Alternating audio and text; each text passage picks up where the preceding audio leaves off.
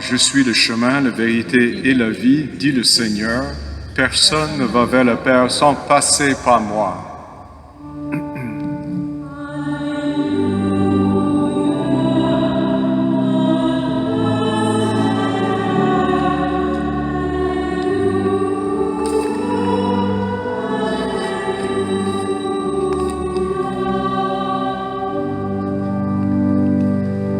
Le Seigneur soit avec vous. Évangile de Jésus-Christ selon saint Luc. En ce temps-là, tandis qu'il faisait route vers Jérusalem, Jésus traversait villes et villages en enseignant.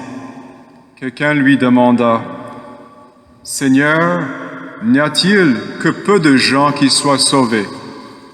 Jésus leur dit, « Efforcez-vous d'entrer par la porte étroite, car je vous le déclare, beaucoup chercheront à entrer et n'y parviendront pas.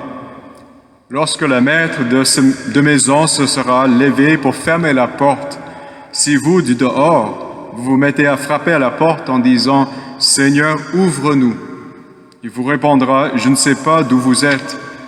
Alors vous vous mettez à dire « Nous avons mangé et bu en ta présence, et tu as enseigné sur nos places ». Il vous répondra « Je ne sais pas d'où vous êtes. Éloignez-vous de moi, vous tous qui commettez l'injustice. » Là, il y aura des pleurs et des grincements de dents quand vous verrez Abraham, Isaac et Jacob et tous les prophètes dans le royaume de Dieu, que vous-même vous serez jetés dehors. Alors on viendra de l'Orient, de l'Occident, du Nord et du Midi, prend place au festin dans le royaume de Dieu, où, oui, il y a des derniers qui seront premiers et des premiers qui seront derniers. Acclamons la parole de Dieu.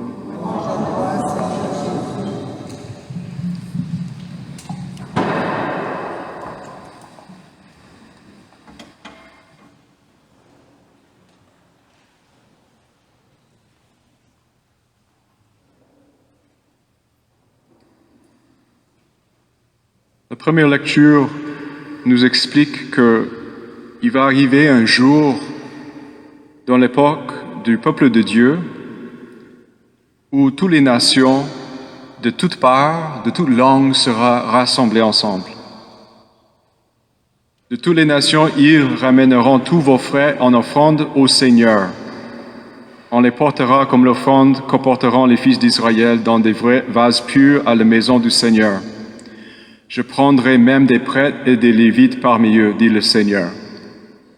Je suis un prêtre pris par les nations. Je ne suis pas d'origine juive.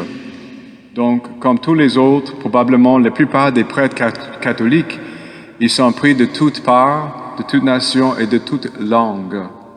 Qu'est-ce que ça veut dire?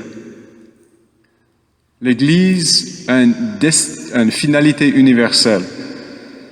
Ce n'est pas pour une ethnie, un peuple, un temps, un contexte, une culture. La parole de Dieu, c'est pour tout le monde, parce que nous sommes tous des enfants d'Adam, c'est-à-dire nous sommes tous de la même race humaine. Nous sommes blessés profondément en tant qu'enfants d'Adam. C'est pourquoi nous devons passer par les eaux de baptême pour devenir un enfant de Dieu et de trouver cette guérison, ce remède qui est la grâce du Seigneur Jésus. Il existe des religions où, peu importe votre ethnie, votre race, votre culture, vous devez apprendre la même langue. Pour lire le Coran dans sa version officielle, il faut apprendre l'arabe. Et même à travers le monde entier, les enfants juifs devaient apprendre à prier en hébreu et lire leur écriture, leur Bible en hébreu.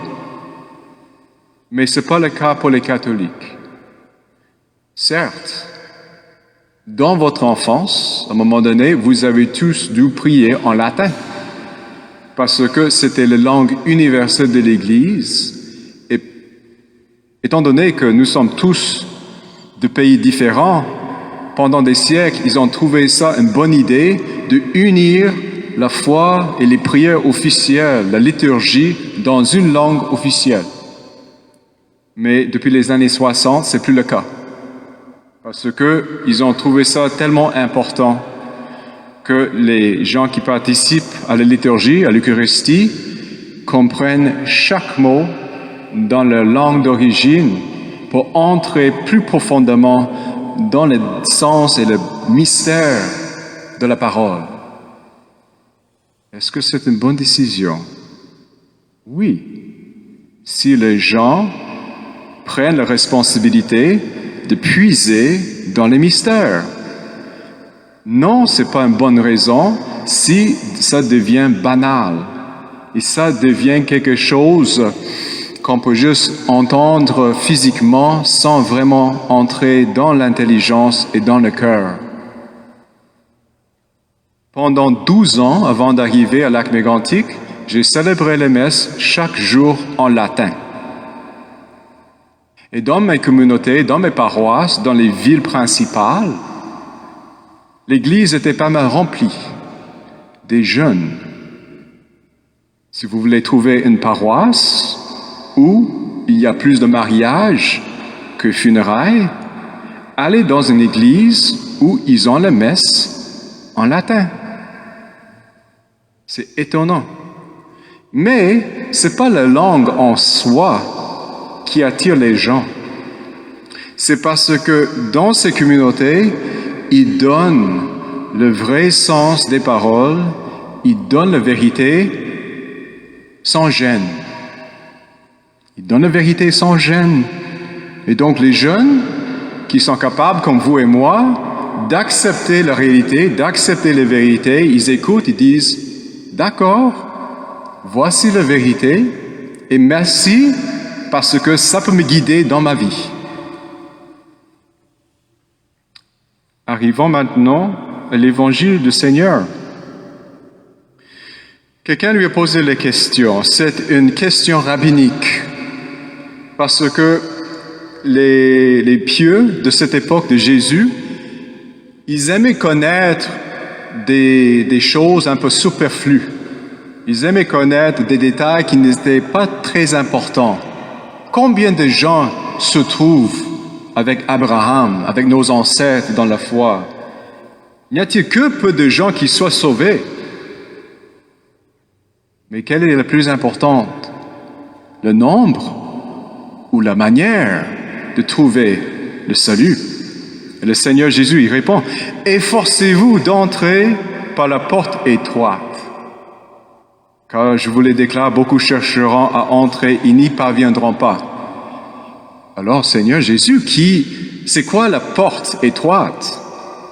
Et dans l'évangile de Saint Jean, Jésus va dire, « Je suis la porte, à travers laquelle on entre dans la bercaille. » Il dit ailleurs, « Je suis le chemin, la vérité et la vie. » Si on veut trouver le chemin pour aller au ciel, c'est Jésus. C'est ses paroles, sans gêne. C'est lui qui donne la vérité, parce qu'il est la vérité elle-même, et c'est lui qui donne la vie de Dieu en nous. Et c'est ce que nous avons tous reçu lors de notre baptême. Et si nous le gardons, chaque fois que nous recevons l'Eucharistie, ça nous nourrit profondément à l'intérieur. Quand je fais le cours de religion aux ados à l'école secondaire, je n'ai jamais hésité de leur dire la réalité de la foi. Et c'est sûr qu'il y avait des personnes qui étaient très rébellieux, qui n'avaient pas grand intérêt. Ils allaient lâcher la pratique à la fin de l'année ou à la fin de l'école secondaire. Ils étaient là juste parce que les parents leur ont inscrit à l'école catholique. Mais néanmoins, ils ont toujours apprécié la réponse franche et directe. Donc j'ai dit, les enfants, mes chers jeunes, il ne faut pas faire n'importe quoi dans votre vie, parce que notre vie détermine notre vie éternelle. La façon que nous voulons vivre là-bas, il faut mourir dans le même état. OK? Donc j'expliquais, il existe un ciel, il existe un enfer. Saint Paul nous dit, Car il nous faudra tous apparaître à découvert devant le tribunal du Christ, pour que chacun soit rétribué selon ce qu'il fait, soit en bien, soit en mal, pendant qu'il était dans son corps. Dans cette vie, nous avons l'opportunité de connaître la vérité et de vivre selon la vérité. Ailleurs, Saint Paul nous dit, nous savons que Dieu juge selon la vérité. Telle chose, ceux qui font de... Nous savons que Dieu juge selon la vérité. Ceux qui font le bien recevront la vie éternelle. Mais les intrigants qui se refusent à la vérité pour se donner à l'injustice subiront la colère et la fureur. La colère veut dire la conséquence de la justice. C'est pas que Dieu se mette en colère avec une rage. Non, c'est pas ça. La colère de Dieu, c'est simplement les conséquences d'une décision selon la justice, selon la réalité de la vérité. Quand les jeunes entendent cela, ils sont très reconnaissants parce qu'on leur responsabilise avec la grandeur de leur vie. Ils n'ont pas besoin on peut dire, ignorer telle chose si importante. Parce que c'est sûr que c'est pas tout le monde qui veut embarquer dans la vie chrétienne, mais néanmoins, quand la vie devient difficile, ils peuvent toujours retrouver un repère. OK? Et ça, c'est très important. Où est notre vie avec la vérité? Est-ce que ces paroles du Seigneur Jésus sont enracinées dans mon cœur? Ou est-ce que je préfère juste de choisir quelques-uns qui me conviennent, mais les autres choses qui me dérangent, je les mets à côté? C'est certain que si la foi et la religion et la vérité est donnée avec amour, ça reste en paix. Si c'est donné avec beaucoup d'agressivité, avec un peu de méchanceté, un peu de sévérité, c'est sûr qu'on ne veut rien avoir avec. Donc, je ne passe pas des jugements selon la façon que les gens ont appris la foi, mais c'est fort dommage. Et j'en demande pardon si vous avez peut-être connu et eu des expériences où la vérité a été transmise soit à l'intérieur de la maison, ou soit peut-être dans la paroisse ou à l'école, avec sévérité, agressivité, avec peur. Les enfants que j'ai connus à l'école n'ont pas eu peur de moi. J'étais très, très rebellieux. Ils aimaient me mettre à l'épreuve chaque fois. Mais ce que j'ai trouvé avec eux, un grand respect. Parce que je les traitais avec beaucoup de dignité et en fait, comme moi, mes égaux. Je vous traite comme mes égaux, bien que j'ai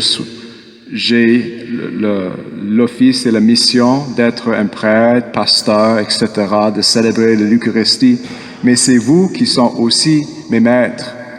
Je suis votre serviteur. Et dans cette collaboration basée dans la vérité, nous y arrivons ensemble. Et c'est pourquoi je n'ai pas l'intention de lâcher, et je n'ai pas l'intention non plus de laisser aller les gens parce qu'ils n'ont pas entendu la vérité. Amen.